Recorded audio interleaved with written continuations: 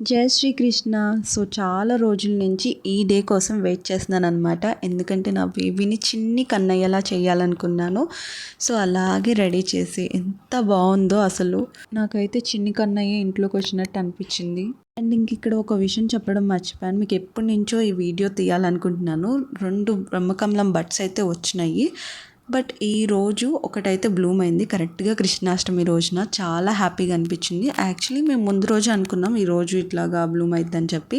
కాకపోతే ఇట్లా పిక్స్ తీయడం వల్ల రెడీ చేయడం వల్ల మర్చిపోయాము. ఇంకా హడావిడి మొత్తం అయిపోయిన తర్వాత ప్రశాంతంగా కూర్చుంటే ఒక మంచి స్మెల్ వచ్చింది. ఇది ఎక్కడి నుంచి వస్తుందబ్బా అని చూస్తే బ్రహ్మకమలం బ్లూమ్ అయి ఉందన్నమాట. సో ఇంకా వెంటనే ఆ ప్లాంట్ తీసుకొచ్చేసి దేవుడి గుడి ఎదురుగా పెట్టేశాను. ఇంకా ఆ ప్లాంట్ దగ్గరికి వెంటనే రాధాకృష్ణుల్ని కూడా తీసుకొచ్చి పెట్టేశాను. రాధాకృష్ణులు పెట్టంగానే ఆ ఫ్లవర్కి అందం వచ్చేసింది. బయట ఇంకా చాలా అంటే చాలా బాగుంది. ఇంక ఇక్కడ ఆ ఫ్లవర్ని అలాగే చూస్తూ ఉండిపోవాలనిపించింది నాకైతే. ఎందుకంటే అంత మంచి సువాసన అండ్ ఆల్సో ఎంత బాగుందో చూడటానికి కూడా. ఇంకా కరెక్ట్గా దేవుడి దగ్గర ఉండేటట్టు మంచిగా పిక్స్ రావాలని చెప్పి అట్లా సెట్ చేస్తూ ఉన్నాను. కాకపోతే అదేమో ఒక చోట అస్సలు ఉండట్లేదు. ఇంకా ఎక్కువ గట్టిగా కదిపామంటే ఇరిగిపోయిద్దేమో అని భయం వేసింది. ఇంకా రేపు మీకు మంచి వీడియోని అప్లోడ్ చేసేస్తాను. అదేనండి నా చిన్ని కృష్ణుడిని ఎలా రెడీ చేశాను.